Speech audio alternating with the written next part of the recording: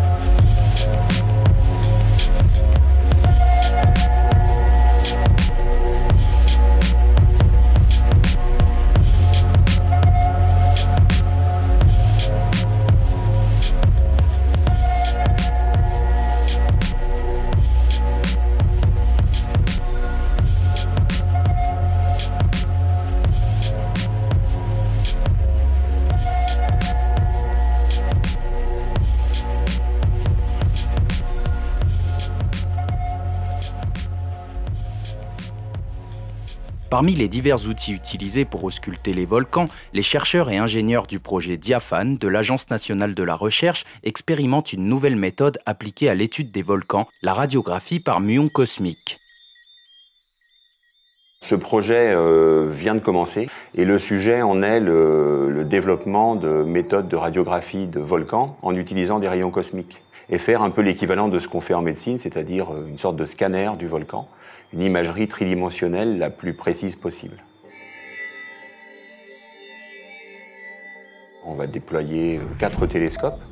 Donc on a effectivement apporté près de 2,5 tonnes de matériel. Donc énormément de choses à installer sur un terrain qui est quand même difficile d'accès, avec plusieurs sites à installer pratiquement simultanément autour du volcan et au sommet. Des instruments assez compliqués quand même, assez imposants. Donc là on a une logistique qui est complexe. Elle est complexe dans la partie préparation et acheminement du matériel, mais là Ulysse accomplit ce travail.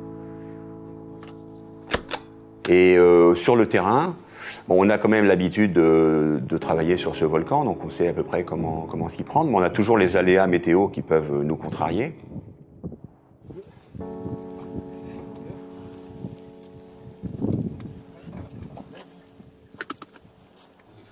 Le projet regroupe des collègues de l'Université de Lyon, l'Institut de physique nucléaire, des collègues de l'Université de Rennes, et Fabrice et Christelle sont des prestataires qui travaillent avec nous depuis de nombreuses années, et des collègues de l'Institut de physique du globe, notamment plusieurs collègues qui sont ici à l'Observatoire volcanologique de Guadeloupe.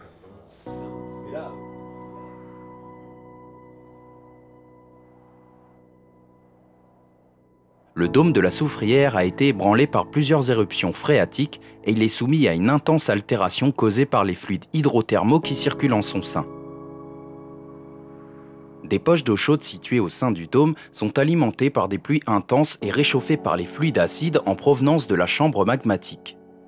Ces fluides transportent une énergie importante et altèrent les propriétés mécaniques des roches. Véritable laboratoire naturel, la Soufrière est l'endroit idéal pour réaliser des expériences de pointe et mettre au point de nouvelles méthodes permettant de mieux connaître la structure interne et le fonctionnement du dôme.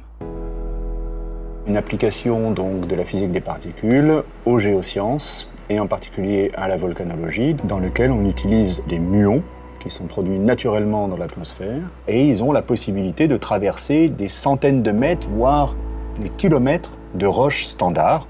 et qu'on utilise un peu comme on ferait une radio à l'hôpital, puisqu'on regarde quel est le taux d'absorption de ces particules à travers le volcan, et on en déduit donc les répartitions de masse à l'intérieur de ce volcan et la présence éventuellement de cavités, de failles, de conduits, de choses comme ça, toutes choses qui permettent de mieux connaître et de mieux prévoir le comportement du volcan.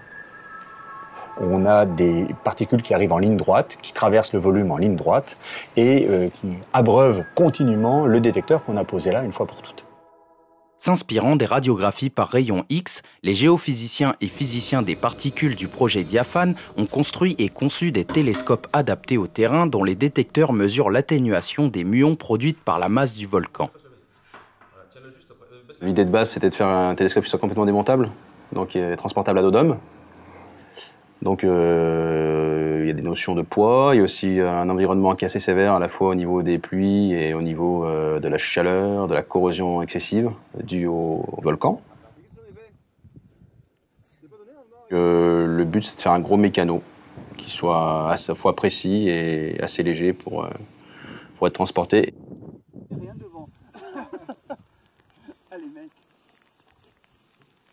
C'est la première fois qu'on transportait autant de télescopes sur une mission. Du coup, ça fait beaucoup de matériel en fait.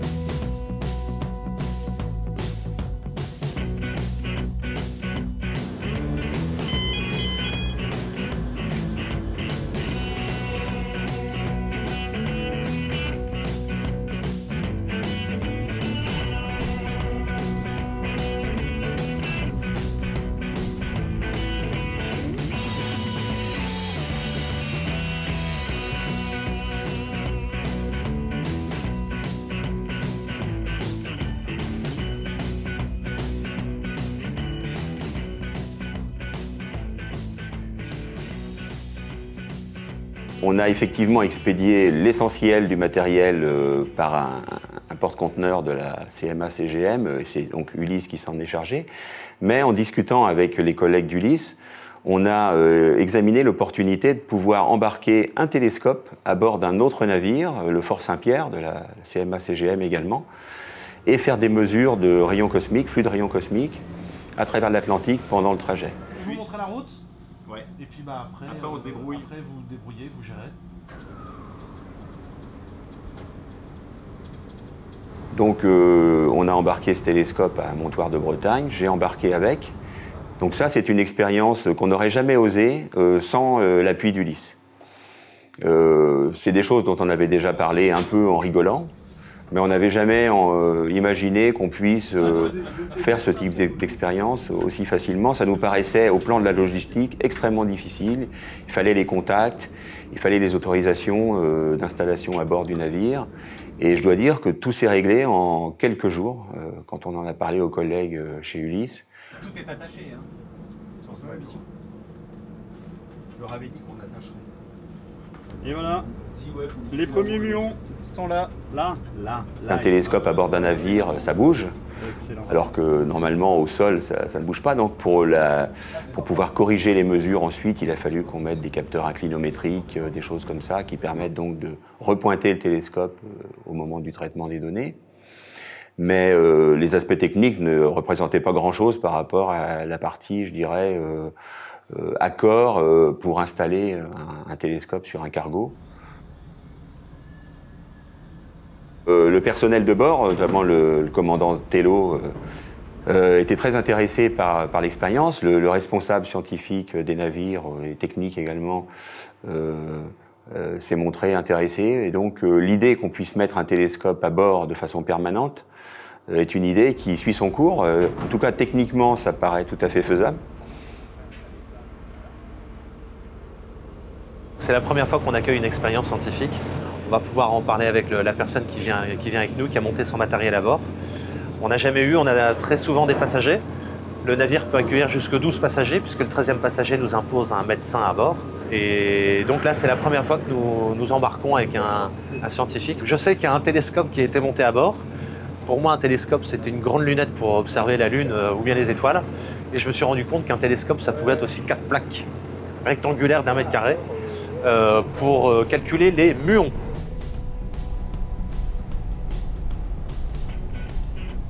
Pendant une dizaine de jours, j'ai pu faire fonctionner l'instrument à bord et on a recueilli de belles données qui vont nous permettre de compléter justement les modèles de rayons cosmiques qui nous sont nécessaires pour interpréter les données sur la soufrière.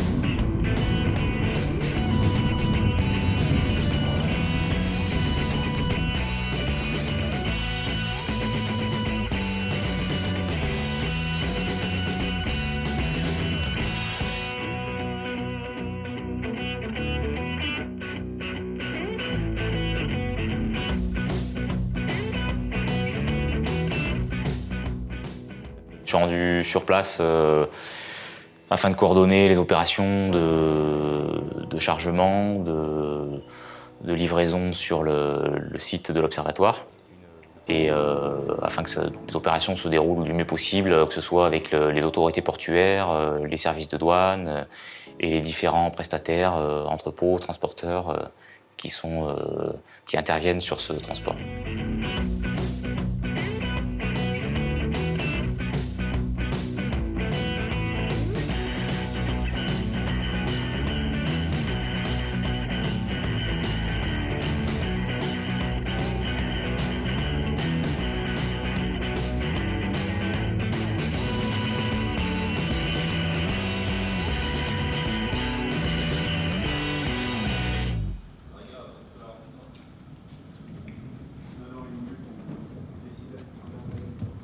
Alors la Guadeloupe, c'est un département d'outre-mer, donc c'est la France, mais ça ne fait pas partie du même territoire fiscal que la France.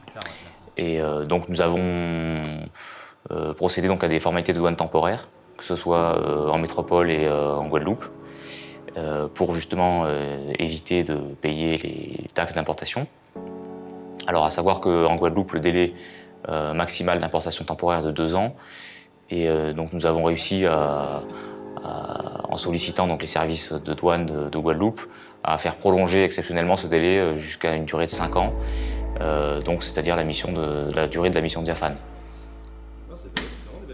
Comme c'est un projet sur du long terme, les chercheurs ont le temps d'anticiper donc la préparation du matériel. La marchandise a été dédouanée. Donc l'ensemble du matériel a pu être livré à la date convenue, le lendemain de l'arrivée des chercheurs en Guadeloupe. Il a été donc déballé et est en cours d'installation.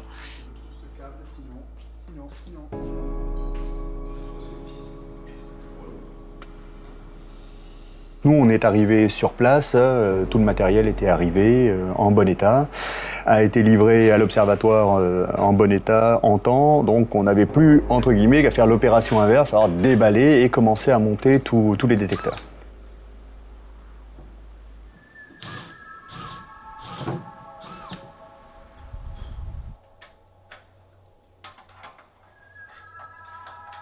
Il n'y a évidemment pas d'énergie disponible, donc il faut tourner sur des éléments extérieurs comme des panneaux solaires, comme des éoliennes, il faut amener l'énergie. Il n'y a évidemment pas de réseau, il faut créer son propre réseau Wi-Fi si on veut pouvoir se connecter sur le détecteur. Et il faut pouvoir résister aux conditions climatiques. Donc sur le terrain, nous sommes venus suffisamment nombreux pour pouvoir travailler simultanément sur 2 ou 3 sites.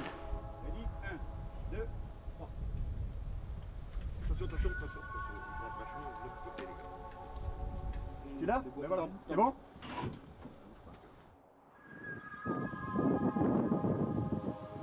Il faut vraiment composer avec la nature, composer avec la météo, parce que là-bas, on n'est pas maître du jeu complètement.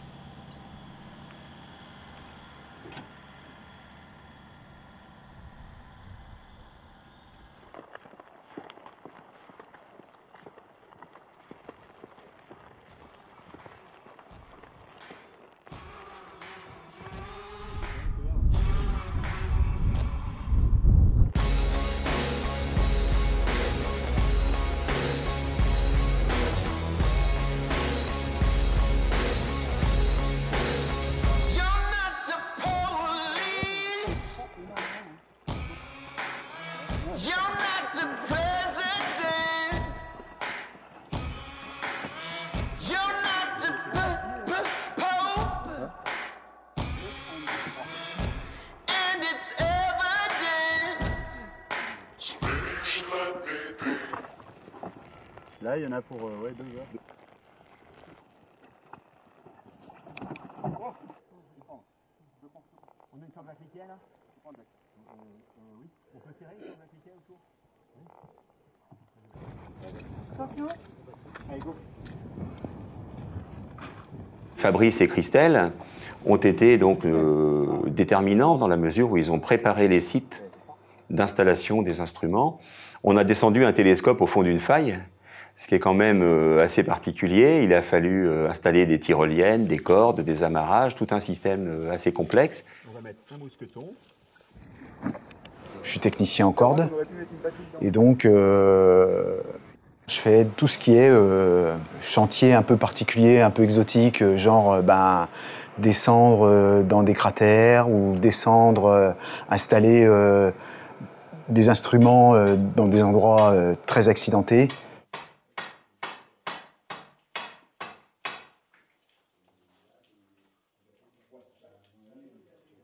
On a placé un télescope dans la faille du 30 août.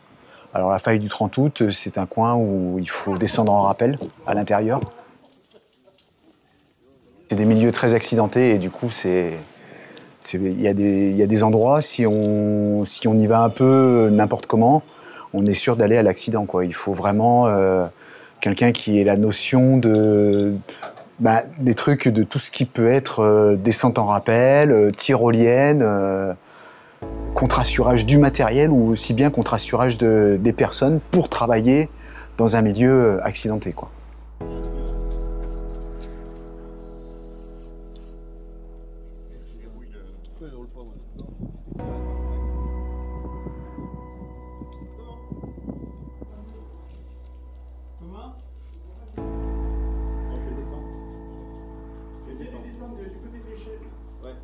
Je vais essayer de descendre du côté de l'échelle.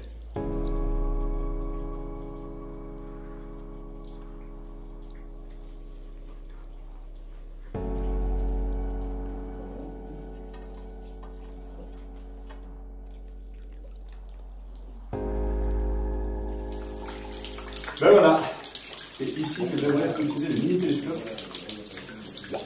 Un télescope qui va regarder exactement ici, sous le cratère sud. Le but de ce mini-télescope, c'est pouvoir venir explorer des endroits comme ça, qui sont étroits, qui ne sont pas simples d'accès, pour pouvoir faire des études un peu plus ciblées. Il est plus petit en surface que les télescopes qu'on utilise habituellement. Donc il ne va pas faire de zoom sur tout le volcan, mais plutôt se focaliser sur une zone particulière.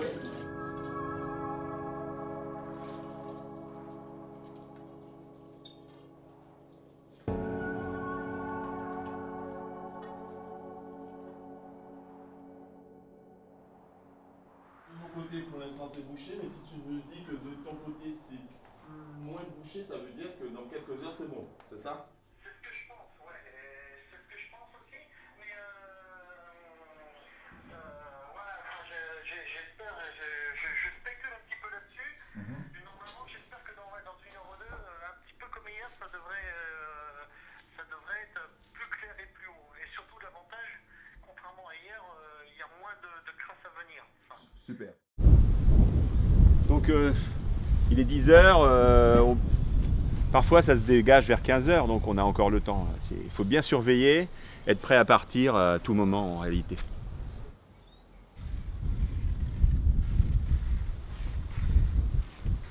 On a beaucoup itéré avec la base hélicoptère qui est à Pointe-à-Pitre, l'hélicoptère de la sécurité civile, avec lesquels on a un accord pour qu'ils nous fassent des déposes de matériel de temps en temps. Donc dès qu'on a une fenêtre météo, il faut préparer tout le matériel en amont, mettre tout dans les sacs qui sont configurés, calibrés pour le transport héliporté.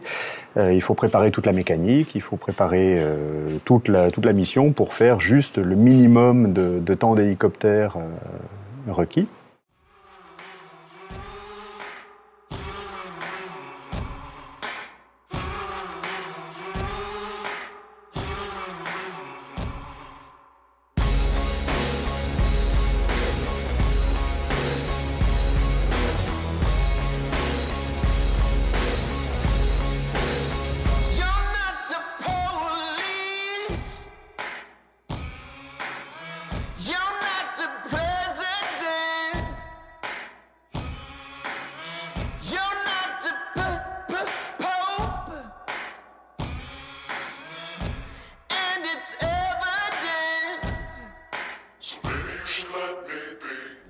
quand l'hélicoptère a posé la charge, tu décroches le crochet jaune de la sangle.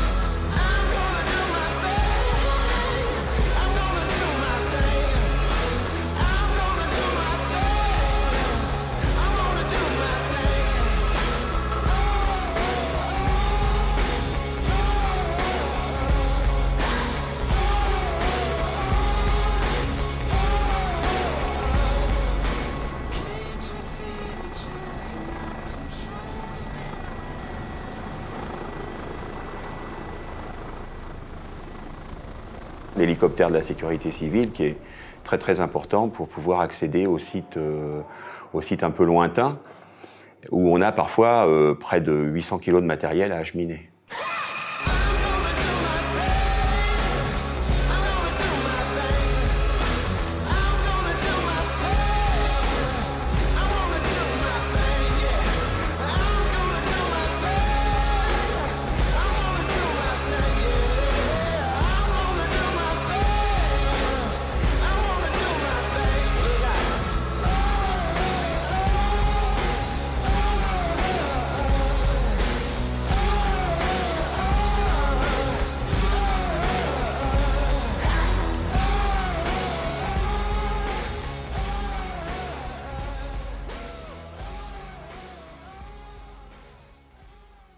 Donc là maintenant on a quand même quelque chose de fiable et on a des variations de densité énormes.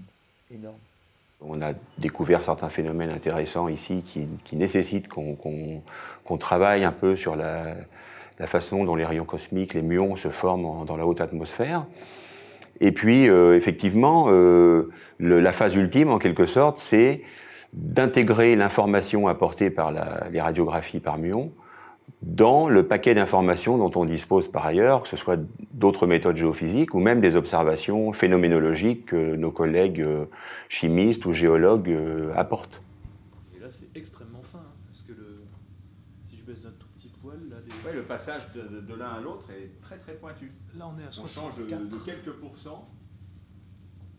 Avoir une meilleure idée de la structure du volcan, pour nous, c'est fondamental puisque ça nous permettra de mieux interpréter les mesures et les signaux qu'on enregistre au quotidien à l'observatoire. On va pouvoir caler nos mesures avec une structure, une imagerie interne en 3D du volcan. Et ça va être un progrès vraiment indéniable pour l'observation.